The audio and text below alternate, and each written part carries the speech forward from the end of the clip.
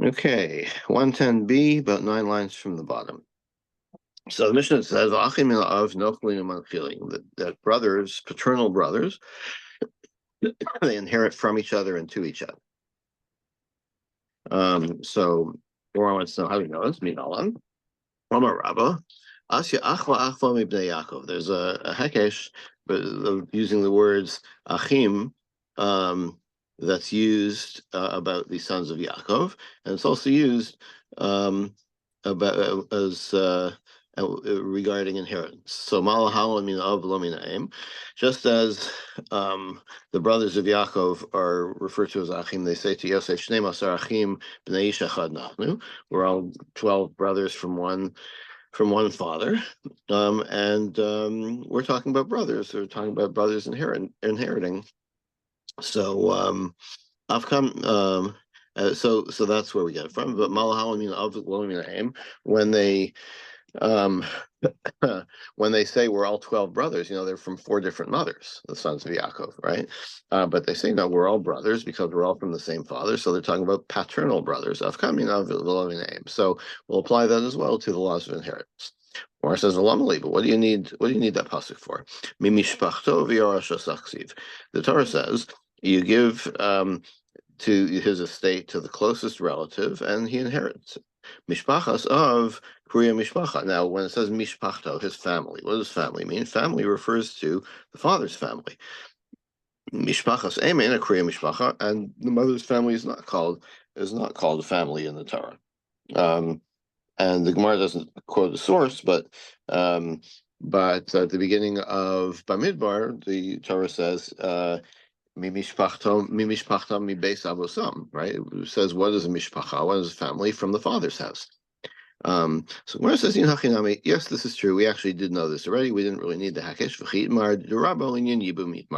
What was Rabbah talking about? Rabbah was talking about what do you need that pasuk for? That shows that the Yaakov's sons called themselves brothers. We're supposed to apply that not to the laws of inheritance. We're going to apply it to the laws of yibum. And as you know, the laws of yibum, where levirate marriage, where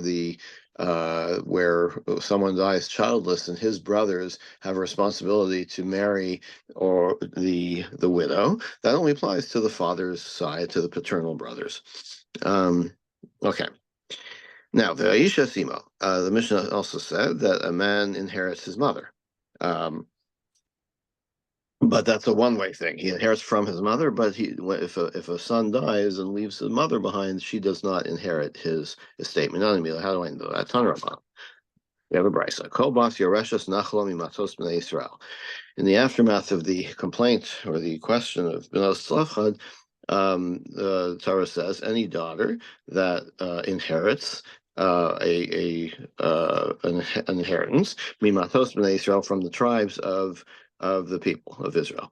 Hech bas Yerusha shnei matos. Now, it uses the word matos, from tribes. How could a daughter inherit from 2 different tribes? The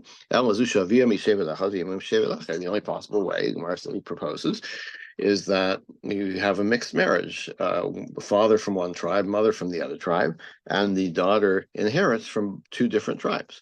So it makes it, and if they die, the Yerusha son, she inherits both of them. So you see that a daughter is inherits from the mother. So now we know about daughters inheriting from the mother. Bein minayin. How about a son? How do you know that the son inherits from the mother?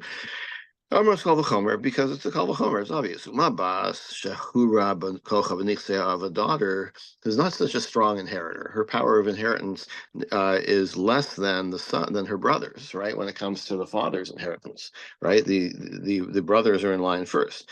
Yupa kocha v'nichsei, and she inherits from daughters. So certainly, ben she yupa kocha v'nichsei of a son who has a strong claim to his father's inheritance, and so he certainly, like the daughter, should have the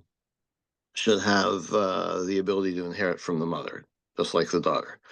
We Malcolm Shabasa, but the Bryce said, well, wait a minute, if you're going to take that approach, Malhal Bain Kodam Labas, Afkan Bain Kodam Labas. So if you're going to compare it, or you're going to derive it from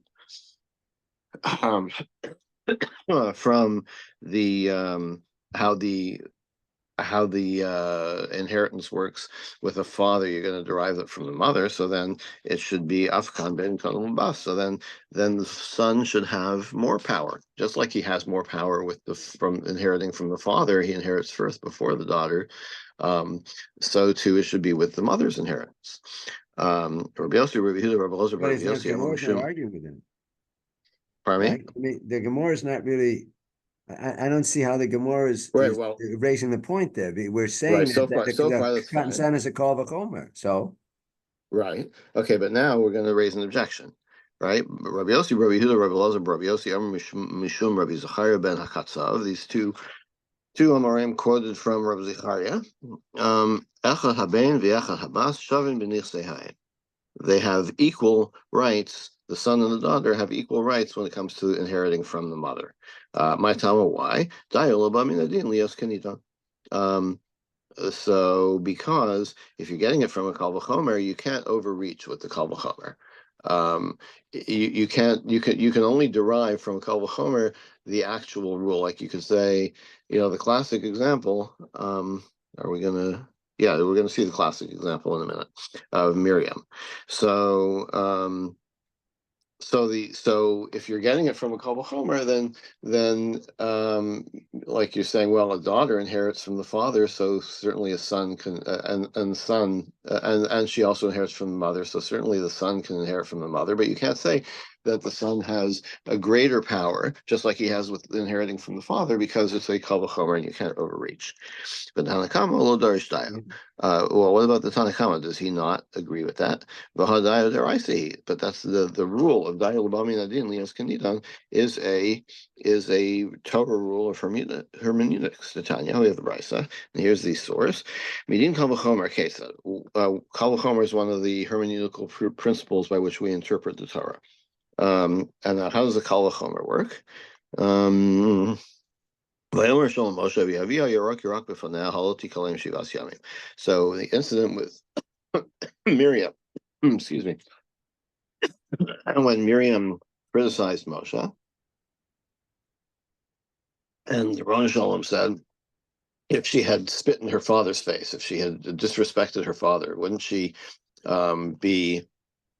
wouldn't she be like humiliated, embarrassed for 7 days, right? Wouldn't she have to like kind of um, um, stay out of the public eye from embarrassment for 7 days?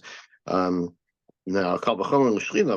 you could say so if she's gonna be humiliated for 7 days because she spat in her father's face. What if she spat, as it were, in the face of God? So shouldn't that be like we should give her 14 days? But we don't say that. We say 7 because the Torah continues tikalem shivas yamim michutz lamachaneh. Just like the father. So dial adin lias kanidon applies here. That if you're figuring out that there's got to be a quarantine for 7 days because that's what would be if she had done this to her father. So you can only impose that maximums of 7 days when you're using the skala chomer. So if that's the case, then our Tanakama would have to agree. If this is the way, the only way a kal v'chomer can work, then the Tanakama could not say that the son has greater rights as greater rights than the daughter when inheriting from the mother. He would have to say it's the same because it comes from a kal v'chomer. So the answer is B'alma Darish Dayo. Actually, the Tanakhama usually does agree with this, but here it's different in the case of inheritance. Yamakram mimatos, because the Torah says from the tribes, right? That plural. Makish mateha'im l'matehav. It puts an equivalence between inheriting from your father's tribe and your mother's tribe. So ordinarily, if it was just from a kal v'chomer, we would say dialabal minadin lias kanidon, and the son would have the same rights as the daughter. But because it says mimatos and compares the rules for inheriting from the father to inheriting from the mother, so we also carry over this idea that the son has greater rights than the daughter. Okay. Rav Nitai Savra Lamabad Uvda Krav So we've Zachariah ben learned that Akasav. before, though, right? I What do you mean, mean? we've learned that Bebain Kodem Labat. We have learned this. He's for Yeah, but usually we're before, applying it to the. Usually we're applying it to inheriting from the father. right. So there's no question that that's the case. Nobody's arguing about that, right? When it comes to inheriting from the father, the son has greater rights. Now we're saying, can we apply that to the mother? So Tanakama says yes, because of this pasuk that compares, that it makes an equivalence between how inheritance works between from the father and from the mother. And the other, Rabbi Zachariah ben Akatsav, says no, it's a regular kal v'chomer. He doesn't accept this matos as being meaningful. And so dialabami nadin lias kanidon means you can derive that the son gets that the son does get rights to inherit from the mother, but you can't extend it to say that his rights are greater than the daughter's right. Hmm. Rav Nita, All right. Rav Nitai several Mabaduvda Rav Zachariah ben Akatsav. Rav Nitai wanted to rule like Rav Zachariah. Amalei Shmuel, come on, who are you following? Zachariah. Are you following this Zachariah? Afe Zachariah. Zachariah, he's a zero.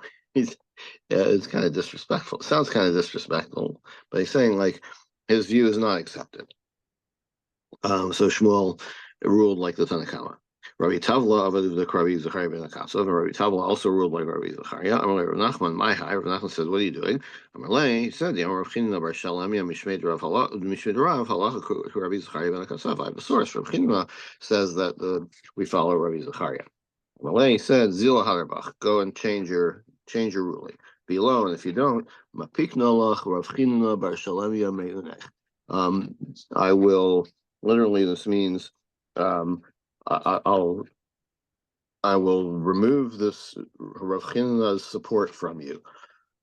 Excuse me. According to the notes here, he's threatening to excommunicate it, meaning like I'm not sure how linguistically how this works, but like Rav Chinna won't be able to help you because I'm going to nullify your ruling by excommunicating you.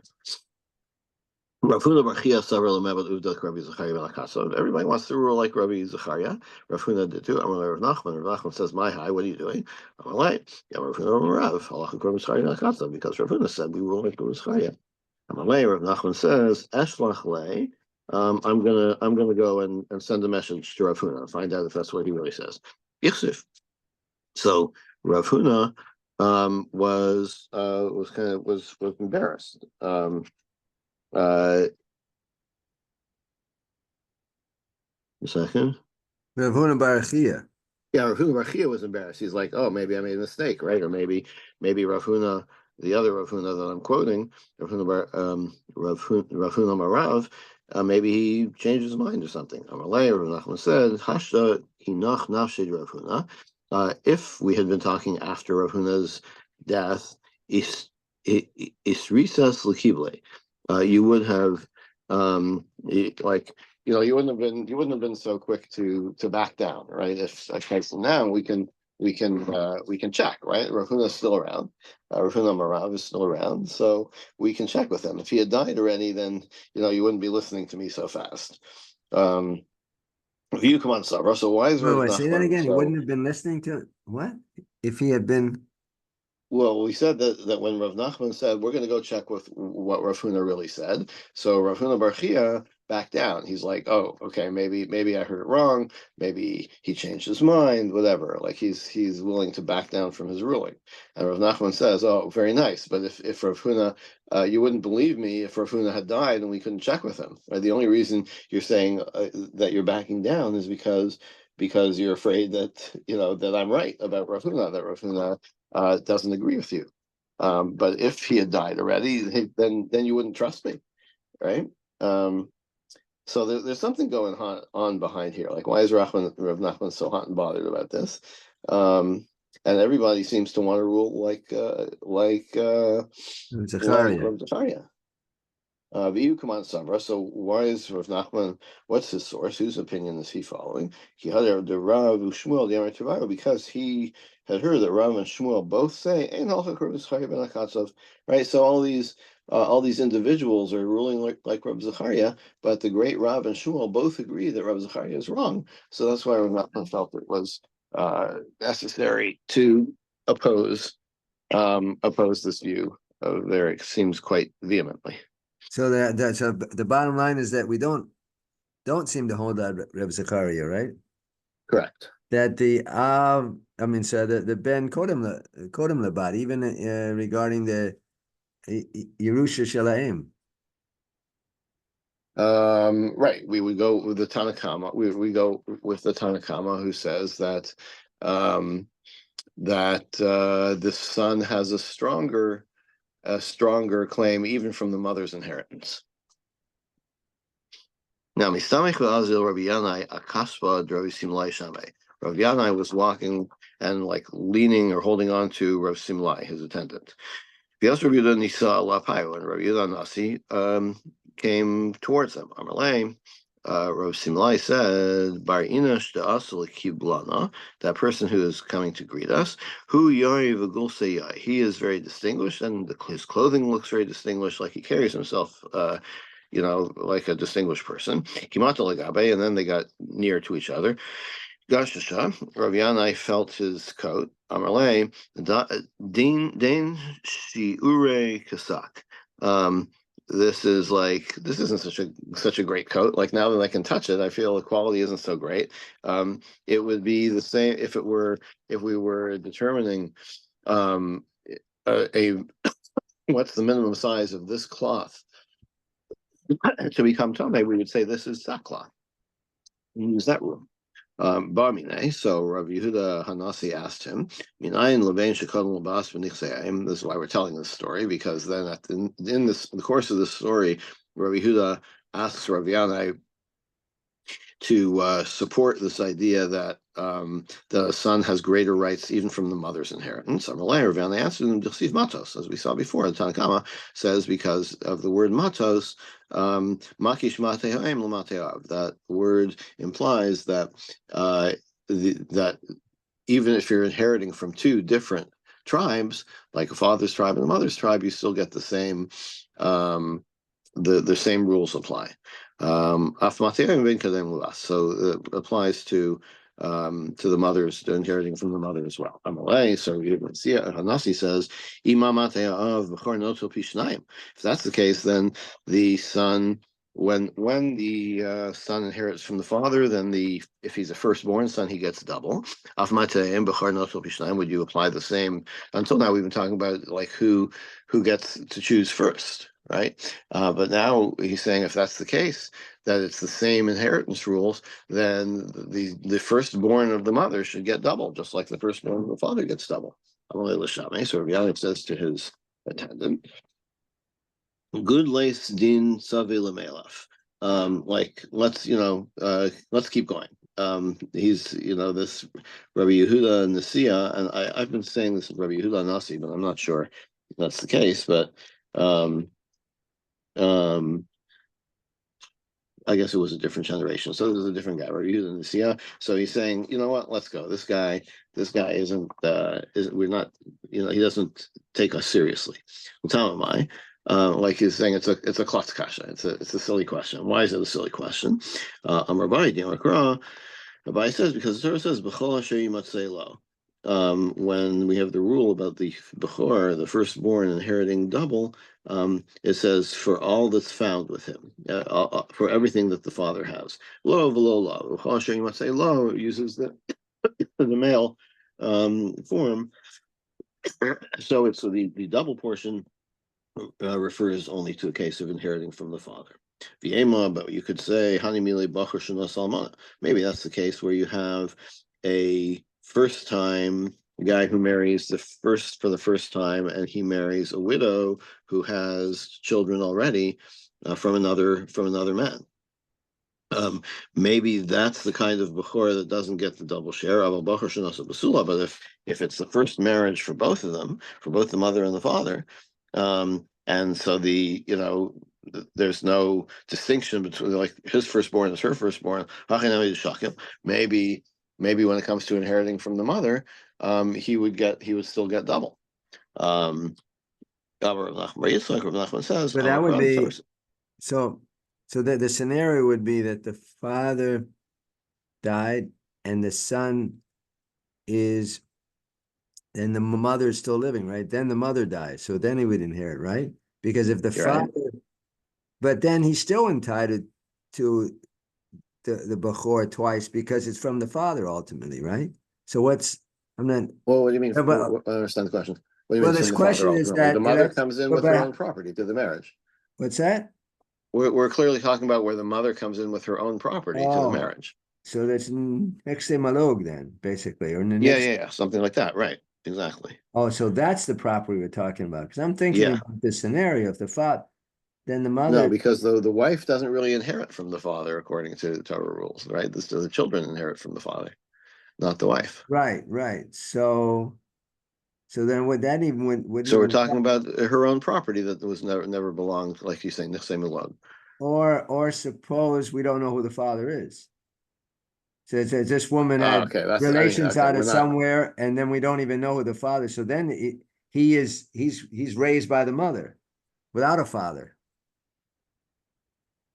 Okay. I mean, we're I'm not sure why you're bringing in that I'm just trying to think of the complicating scenario, factor. but yeah, Yeah. I'm just thinking of a scenario where this would apply. But you're talking about Nixay Malu. Okay, could Yeah, be. or you don't have to go that far. You could just say, what if it's the what the Gemara says is like if the father is a first time, this is his bechor, but it's not the mother's bechor. So maybe that's where you would say it's only if they're it only applies to the father's bechor, but if the bechor is the same for the father and the mother, I would say maybe the same rules should apply.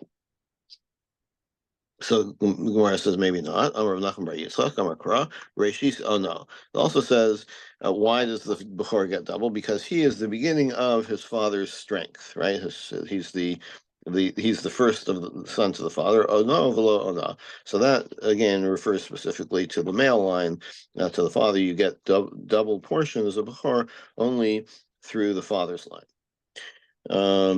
The Gemara says, well, wait a minute. We're already using that pasuk for something. Um, where Reishis comes to include that, let's say you're the firstborn, you're the first surviving son after miscarriages. So are you still the Bechar? So yeah, Reishis it's like the ones that miscarried were obviously not very strong, right? They were you can't refer to them. You wouldn't refer to them as the father's strength, as it were, because they weren't viable. Um, so this pasuk tells you, Reishi Sono tells you to leve b'chor l'nacha, that it's the first surviving son, the first viable son that is considered the b'chor.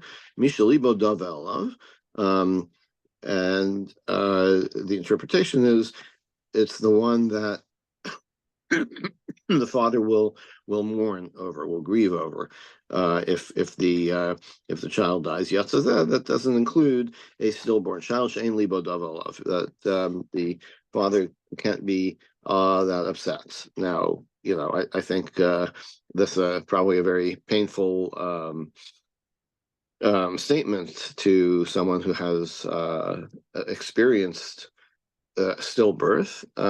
But the idea is that if you haven't had the Gemara seems to be saying you haven't had much of a relationship with this child because it never lived, then it's not the same. We'll just leave that there. So Gemara says in Cain. So if you want to use the pasuk for that, lema koraki hu reshis own. Uh, the Torah could have just said he's the first of the strength, the first strong one. My oh no, but by saying oh no, his strength, it means only the father. Shmami and the Tarte. So you can learn both things from here, and you can still say from Reshis oh no that it's only the son, the Bechor only from the father is the one that gets the double, um, gets um,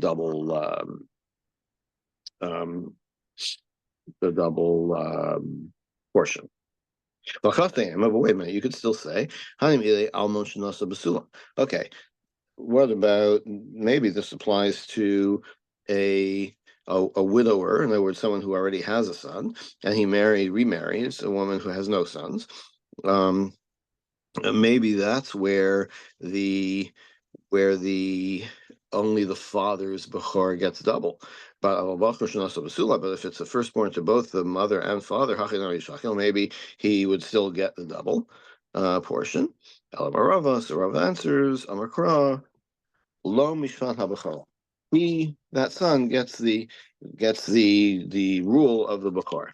Mishpat HaBechor Alish. It says to him, meaning in using the male again, the male construction.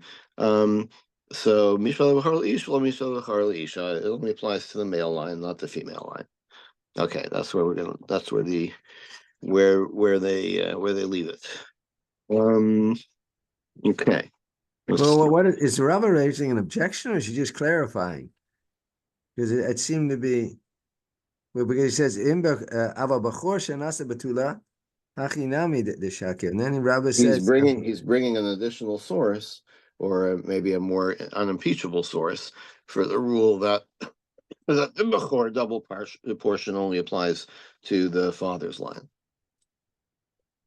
but it's in the case of a bachor and with a betula. Yeah, so he's saying like, okay, the proof you brought before, maybe that works for if it's a bechor from one side only, but if it's a bechor from both sides, maybe I wouldn't apply it. So we have another pasuk. He brings this other pasuk that is clear that it only applies to the male line. That the double portion only applies to the male line, not the father's line, not the mother's line. So it's a further support. Then I think I don't. Yeah, Yeah. Okay. Because sometimes when it says Ella, you think, well, he's raising a contradiction. But I don't think it is. I think it's a support. Yeah. Okay. Yeah, I'll buy that. Vayishes ishto. Now the Mishnah says that a man inherits from his wife, but the wife doesn't inherit from the husband. Where do we get that from? She'ero, you give this inheritance to She'ero, his flesh and blood. Zuishto, that means his wife. So in other words, the 1 second. Malamed Shabal Yorish Asishta teaches you the husband inherits from his wife. Yachal Afuti Rashanu. What about the other way? Shouldn't the wife inherit from the husband? It continues by saying he inherits from her, being specifically one way. It's a one-way thing. Love Hachiksiva. Mara says, wait, you're not reading it right. She'er seems to be that the share is referring to the one that gets the inheritance, not the one that gives it. This is how you can interpret it. Give the inheritance to his relative, and then She'ero, his flesh and blood, will inherit her. So it's like you split the pasuk in two and apply the She'ero to the V'arashosa, which clearly implies a one-way inheritance, that he inherits her, but not vice versa. Rava says, Sakina Harifa Mafsika cry, like that's not a natural way to understand the pasuk. The She'ero seems to belong to the first clause. Rava. So Rava explains a little differently. This is how you read the pasuk. When the satam is nachlas she'ero lo, you give the inheritance of his flesh and blood to him. Kasavar gorin and mosifin v'darshin, because Rava holds that you can kind of add in letters like and conjunctions to kind of reread the pasuk. So are they making a difference here? It seems like they're all. Yeah, because if you apply she'ero to the first half of the pasuk, then it seems like then the plain meaning of it seems to be that the wife inherits from the husband, right? But you have to kind of do somersaults to interpret it so that it's the other way around. So it's like we're moving around the conjunctions in the pasuk, the vav, and so on, which, like, if you ask me, that's just as problematic as split, applying this word to the latter half of the pasuk rather than the beginning half of the pasuk. Both of them seem to be rather problematic. But how, from what, I'm just, Yeah, from where is do we have the question? Where does the kasha arise that we would think that she would inherit him? We said that, and then right? So how is he raising this question? Where is it? Where are we because learning? I'm a little the confused. word she'ero, it's like you should give the inheritance to his she'er, to his flesh and blood, meaning his wife. So that sounds like who gives to who? The husband gives to the wife, right? The wife inherits from the husband. So that's why we have to do these kind of linguistic somersaults to get it to come out the opposite. Oh, I see. That seems that he would give to her, right? Right. I see. Okay, all right. Okay. Now, here's another Tana that has a different approach to how do we know that it's a one-way inheritance. The Tanya, V'yarashosa, he will inherit her. Malami Shabal Yarasashi. So it tells you that the husband inherits from the wife through Rabbi Akiva. Rabbi Shmuel, Rabbi Shmuel says, sorry, you don't need this pasuk. Harei Omer, because it already says, "V'chobas Yereshas Nachla mimatos bnei Israel." Any daughter who is inheriting something from the tribes of Israel, lechad mimishpachas matei avian, tiyan l'shim. They should marry within their tribe.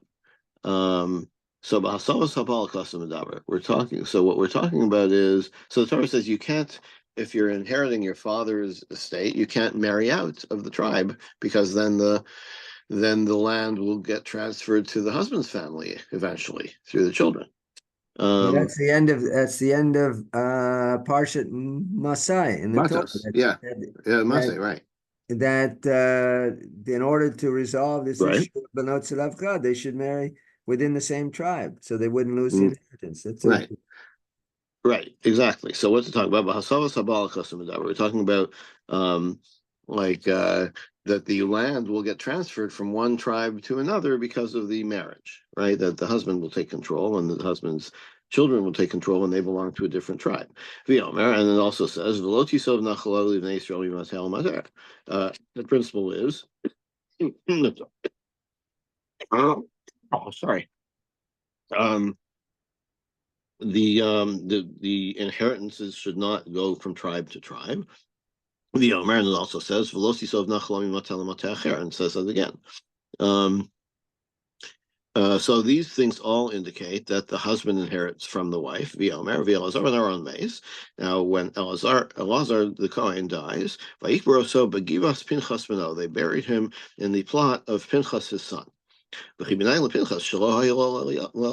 why don't you just call it Elazar's plot, right? Pinchas is Elazar's son, right? So, and when Elazar dies, he's buried in this plot, right? That belonged to Pinchas. Well, how did it come to belong to Pinchas? He inherited it from his father, Elazar's, right? You'll say Elazar's plot. So you have to say, that this land, this plot of land, did not come from Elazar to Pinchas. It came, what's the only other way it could have come to him? Through marriage, right? He married someone from another tribe. She dies, and he inherits her. And that's how it came to be called the plot of Pinchas, the Omer. And then who we have married who? another. Wait a second.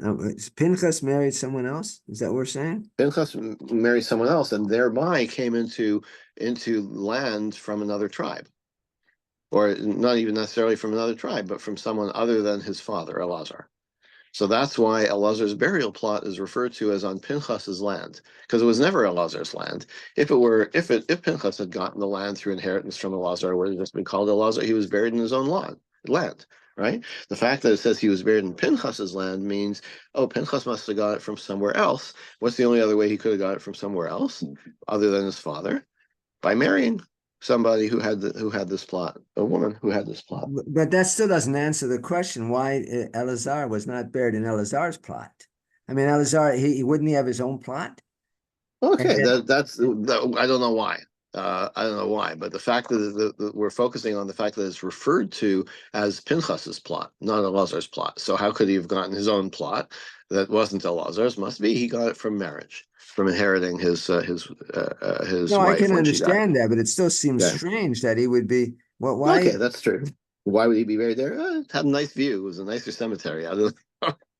I mean, that wouldn't he didn't have his own plot. Then what happened to his plot? Elazar's plot. Yeah, good question. Um, okay, beats me. The Gemara doesn't address that. Um, the Omer, and then we have another pasuk. Useguv holid es Yair. Seguv had a child Yair. Vayhilo esrim shalosh arim beretz Gilad. He had 23 cities in Gilad. V'chi minayin liyar shlo hayalalu Seguv. Like if we're saying like that Yair had 23 cities. Well, if he was the son of Seguv, then like tell us that Seguv had 23 cities in Gilad, right? Where did Yair get them if not from his father? There's another indication that you can inherit from your wife, and that's why referring to these 23 cities as Yair's cities. He must have inherited them from his wife and not from his father. Otherwise, they would have been called Seguv's cities. Okay, and my view, why do we have all these various these five different proofs five different psukim that indicate that you can inherit from your wife. If you want to say that that the first one is talking about okay, so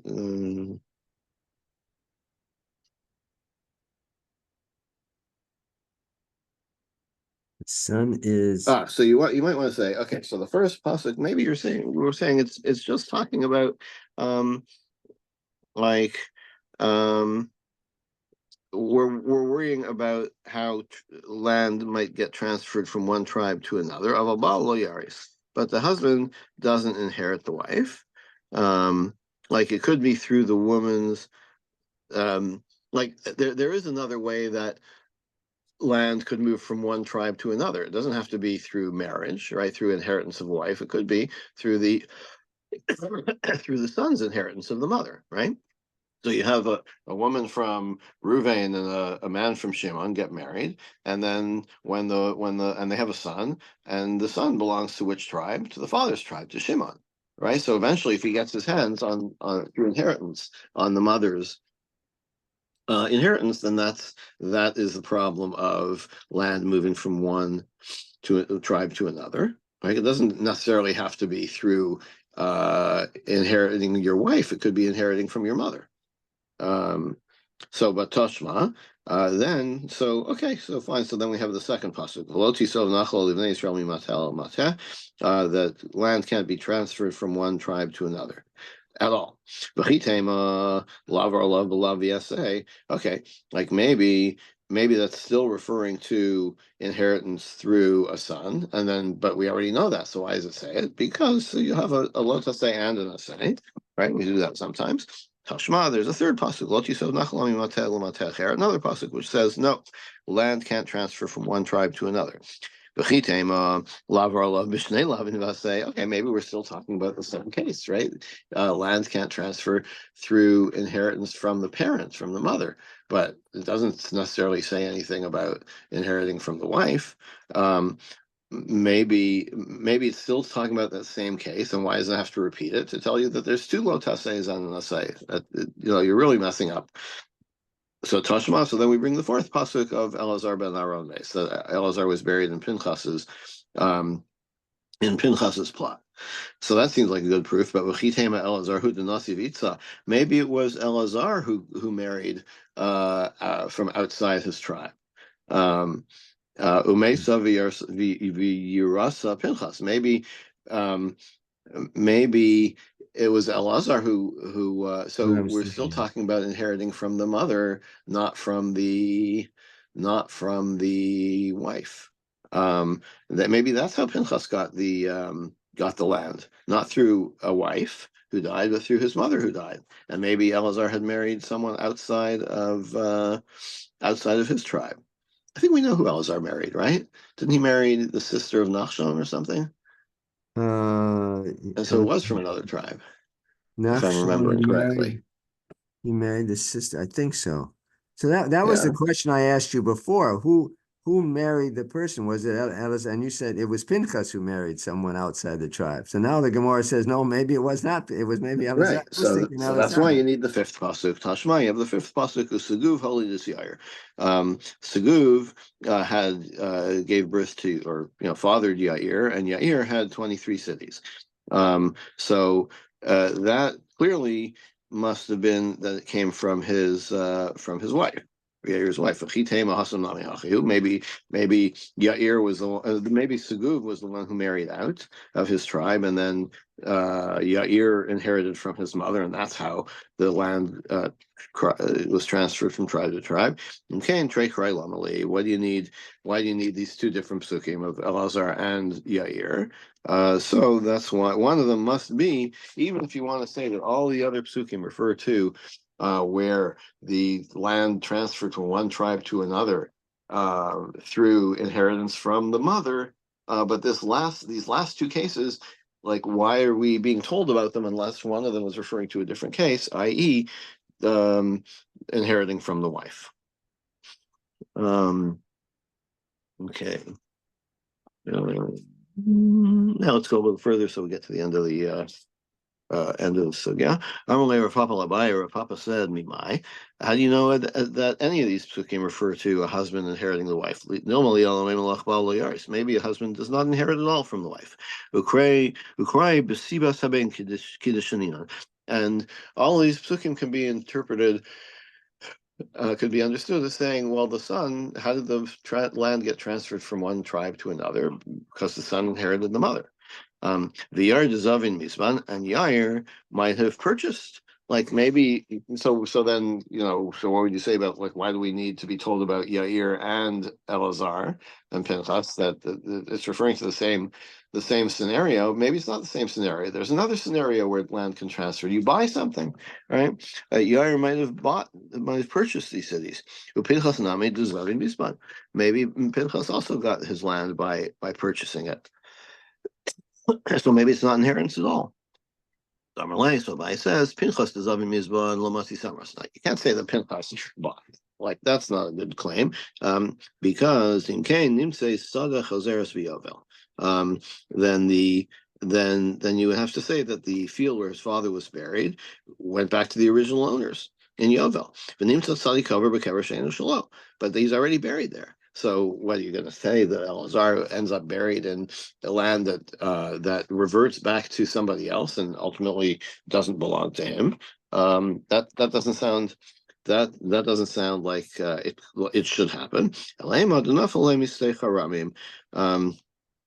You could say that there is yet another way that you could acquire a land from another tribe, that he came to acquire it as his share of fields through a cherem.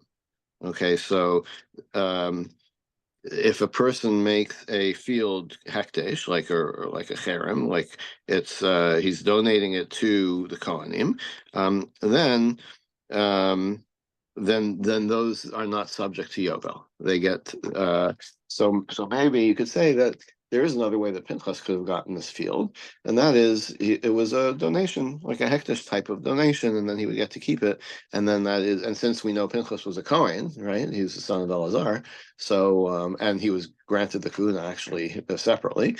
Um, um, that's another way in which property can be transferred from one tribe to another by someone making a cherem to the Kohanim, and then it gets transferred to the tribe of Levi.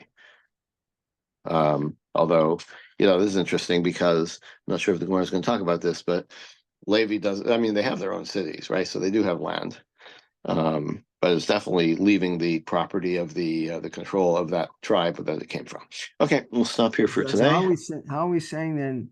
Well, what's the relationship back to the inheritance between the husband and wife?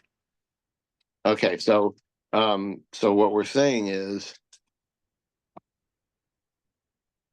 we're trying to, and we're still kind of in the middle, but we're trying to determine, is there support for the idea that a husband inherits the wife?